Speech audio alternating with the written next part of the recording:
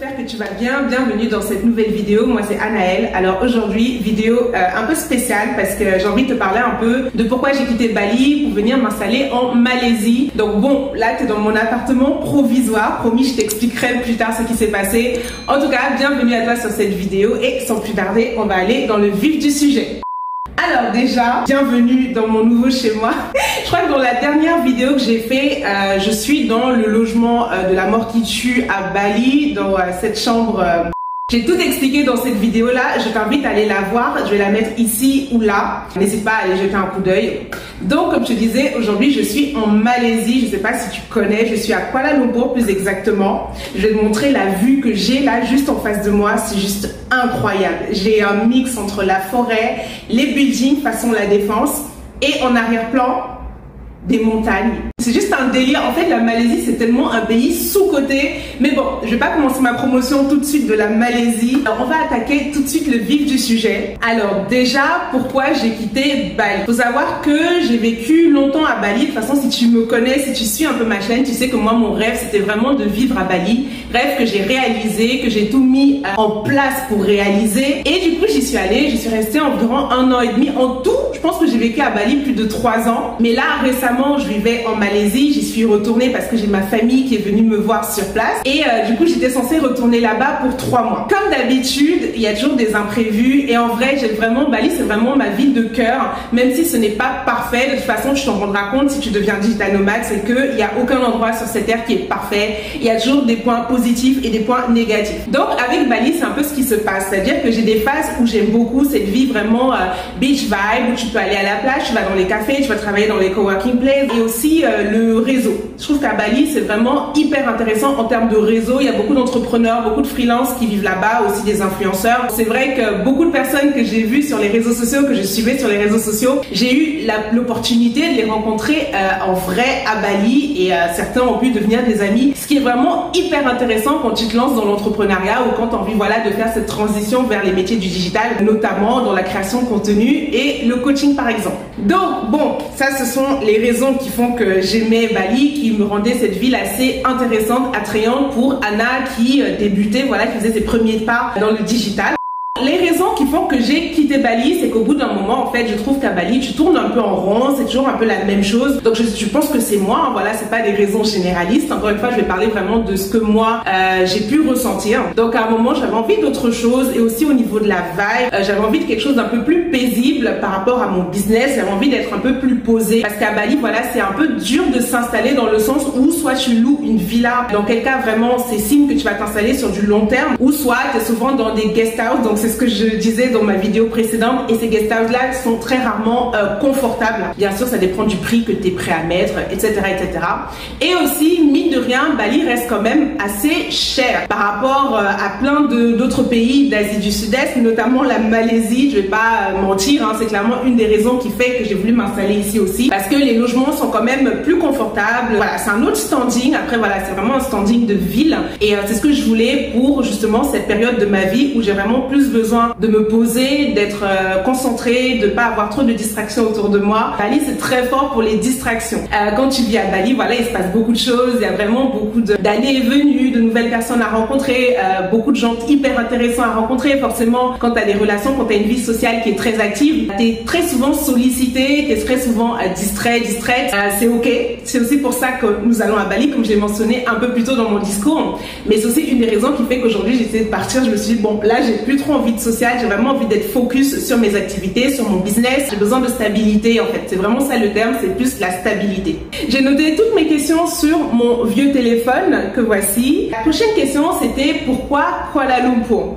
Alors il faut savoir que j'étais venue une première fois à Kuala Lumpur, c'est une histoire trop de fou, pour la première fois pour mon visa run de Bali, donc c'est pour relancer le visa et j'avais vraiment aimé cette ville. Je trouve que c'est une ville qui est très authentique, franchement je vais pas vous mentir, c'est pas une ville qui est fancy, genre c'est pas Dubaï, on va pas se mentir, c'est pas Dubaï, mais en tout cas c'est une ville que je trouve à son petit charme Et j'aime beaucoup, comme je te disais, en fait, ne serait-ce que là, ma vue, ça symbolise très bien la Malaisie. J'aime bien ce côté hyper ville, où tu as vraiment des buildings, des condos de partout. Et en même temps, ce côté forêt, où tu as de la verdure dans tous les sens. Et aussi, tu as ce panorama de montagne qui est juste exceptionnel. Voilà, j'ai tout au même endroit et j'aime beaucoup ça avec la Malaisie, le fait que ce soit un pays qui soit pas trop cher. Les gens sont quand même vachement éduqués, polis, même si ça dévisage quand même, je pense qu'ils sont pas habitués à voir des étrangères. Je pense que surtout moi, ils savent pas trop où me mettre en fait, parce que tu as 3 grosses communautés ici, donc les Chinois, les Malais qui sont le peuple même de la Malaisie, hein, clairement, et tu as aussi une communauté indienne et pakistanaise, bon plus indienne je crois. Et si t'es pas blanc ou si t'es pas noir et que t'es comme moi en te balader dans les rues, je pense que les gens sont un peu confus, ils savent pas trop quelle est ma race en fait.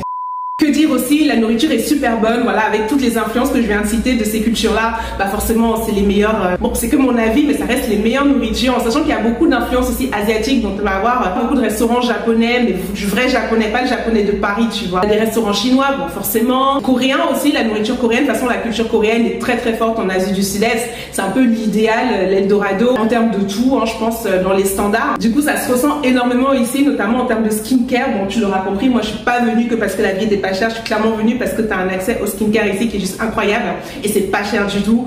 Encore une fois, moi je compare toujours à l'Europe, je compare à la France et aux US éventuellement. Et Kuala Lumpur a cette vibe aussi qui est très spirituelle. Voilà, je trouve que les gens ont un peu comme à Bali, mais Bali c'est encore différent, mais ici c'est vrai que les gens sont... Voilà, comment dire en fait, ils ont cet attachement à Dieu qui est très fort et que voilà, je trouve très intéressant, j'avais besoin de cette vibe aussi. Et c'est juste paisible en fait, c'est voilà, c'est pas le chaos, c'est assez paisible. Économiquement, en termes d'économie et de politique, je n'en sais pas plus. Tout ce que je sais, c'est que c'est très stable. Il se passe presque jamais rien. En tout cas, rien de très significant, quoi. Voilà, c'est pas un pays qui est instable. En tout cas, voilà, c'est ce que je voulais dire.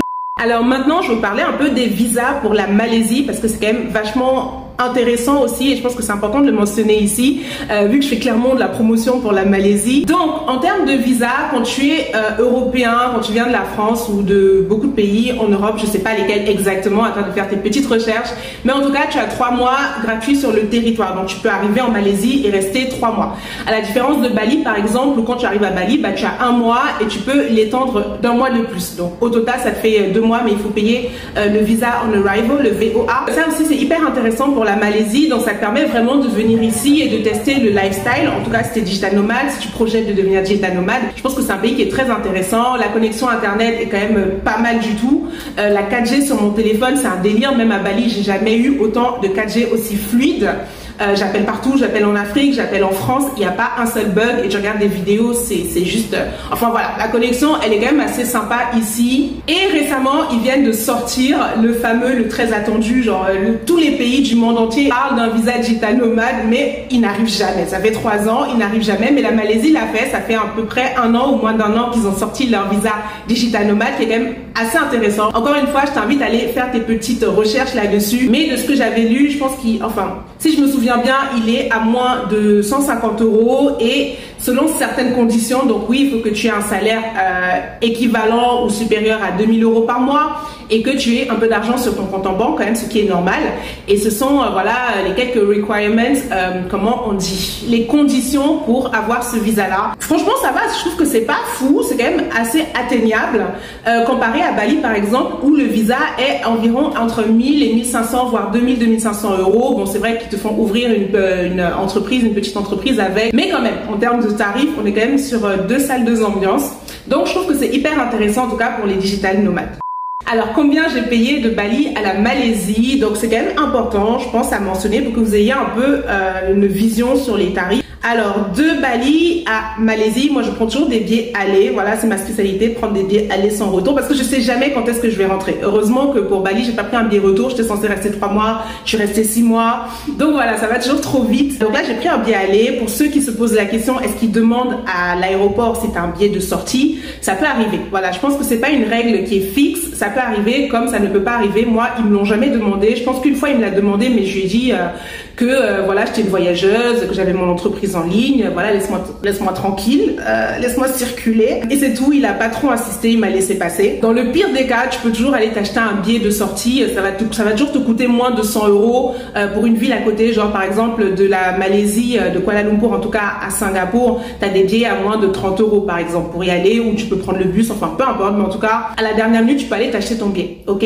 Donc combien j'ai payé pour de Bali à la Malaisie? Il fait chaud. Il fait chaud quand même. Pardon, il faisait chaud.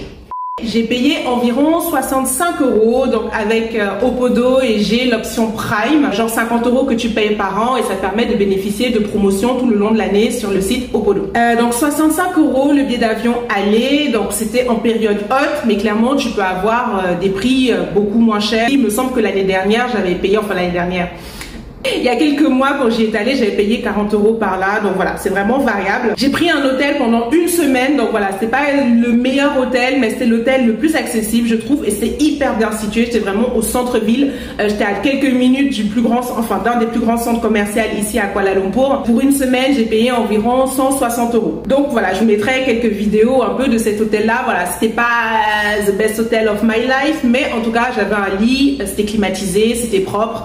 Que demander de plus en fait. Et enfin, on arrive sur l'histoire de Hello Kitty.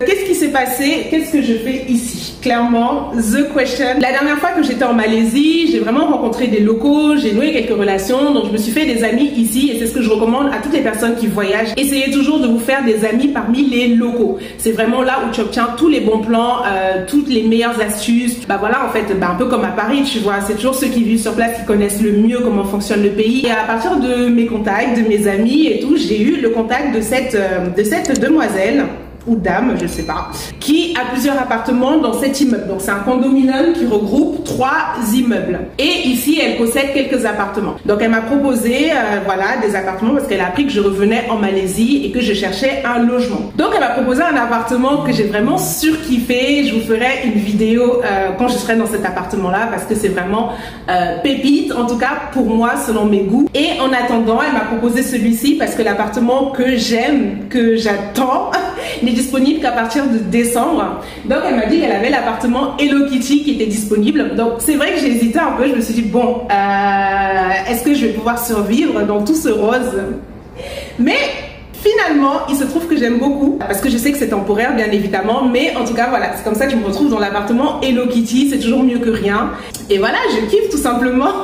Donc je vais vous faire une petite visite de l'appartement, j'ai filmé un peu, c'est vraiment très mignon, je pense que pour une semaine ou deux ou pour un délire, pourquoi pas, en tout cas pour faire des photos c'est intéressant, même pour la vidéo je trouve que ça rend vachement bien. J'étais d'ailleurs très surprise en déballant mes valises de voir que j'avais beaucoup de choses roses, donc ça fit super bien avec le décor, je sais pas ce que ça dit sur moi mais en tout cas c'était très drôle à constater. Ok, j'allais oublier les prix. Alors cet appartement-ci au mois, il est à, donc j'ai fait la petite conversion ici, il est à 535,50 € en tout pour le mois. Donc bien sûr ça comprend l'électricité, j'allais dire le chauffage mais je me suis trompée de continent, internet et toutes les choses qu'il y a à l'intérieur en fait. L'eau, voilà, je cherchais, en sachant qu'il est quand même vachement complet. T'as vu, j'ai la machine à laver, j'ai à peu près tout ici. Et quand j'ai fait mon petit calcul par rapport à l'appart que je voulais, c'est clairement un bon plan dans le sens où même en prenant un appartement un peu moins cher, bah, j'ai pas les charges inclus quand je prends un appartement sur du long terme. Après, il faut savoir qu'ici en Malaisie, tu peux avoir des appartements beaucoup moins chers que ça. Donc les locaux payent clairement pas ces prix-là. Ça, c'est vraiment hyper cher pour un local ici. Donc je peux trouver des appartements encore moins chers si vraiment tu as des bons contacts, si tu fais un peu voilà, secouer ton réseau. Si tu fais secouer ton réseau, tu peux vraiment avoir des appartements entre 250 et 400 € qui sont très corrects, qui sont très grands. En sachant qu'ici, dans les condominiums, tu as, donc le condominium, c'est voilà tout l'immeuble, en tout cas tous les blocs d'immeubles. Généralement, tu as une salle de sport et un sauna ou un jacuzzi, peu importe. Généralement, tu as voilà, des facilités, je sais pas si on peut dire ça comme ça, des accommodations. En dessous, j'ai aussi un épicier. J'ai deux épiciers en dessous. J'ai la piscine aussi, la salle de sport, j'ai le sauna aussi et tu as une place de parking qui est inclus dans le logement. C'est vachement intéressant et voilà pour les logements ici en Malaisie. Un autre point qui est quand même hyper important, je pense, c'est au niveau des animaux de compagnie. Il faut savoir que tous les logements ici n'acceptent pas les animaux de compagnie. Apparemment, de ce qu'on m'a expliqué, c'est par rapport à certaines communautés pour lesquelles c'est impur d'avoir un chien ou un chat. Voilà, c'est vraiment, comme il y a beaucoup de cultures qui se côtoient, voilà, il faut respecter les uns et les autres. Donc il va y avoir des condos où il faut vraiment bien checker les règles, donc les petites lignes, parce que certains n'acceptent pas les animaux de compagnie. Ici, ils en acceptent, donc ça c'est cool. Non pas que j'en ai, mais en tout cas, je pense que c'est toujours intéressant à mentionner. C'est vraiment une autre culture ici, la Malaisie, et il y a beaucoup de respect, parce que comme je te disais, il y a vraiment 3 grosses cultures qui se côtoient tous les jours. C'est important de prendre ça en compte quand tu viens ici. La Malaisie, comme Bali, ce sont des endroits où tu ne marches pas beaucoup. Clairement, je vais pas te mentir, tu sors pas aller te taper une petite balade en bas de chez toi, si ce n'est dans le hall, qui est très grand certes, mais quand même, c'est pas comme chez nous, tu peux vraiment aller marcher, flâner en ville. Si tu veux marcher, le mieux c'est d'aller au centre-ville, voilà, là où il y a vraiment tous les restaurants, voilà, vraiment tous les passages piétons. Bon, forcément, c'est fait pour les touristes.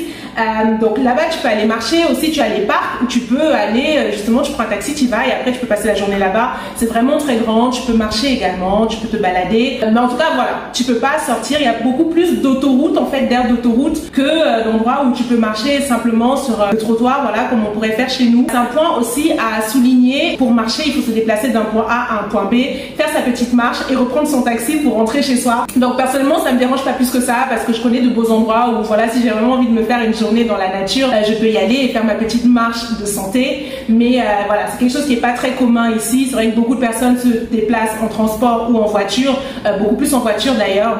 Mais c'est un point important à mentionner quand on vient vivre en Malaisie. Donc pour faire du vélo, c'est pareil. Il faut aller dans un endroit, tu loues un vélo, tu fais ton petit tour au parc, tu kiffes ta vie, tu kiffes la vue. Après tu rends le vélo et tu rentres chez toi. Voilà, c'est un peu... voilà, est-ce que c'est un point positif ou pas? Je pense que chaque ville a ses particularités. Beaucoup de choses avec les pays en Asie, c'est que tu peux pas du tout travailler sur place.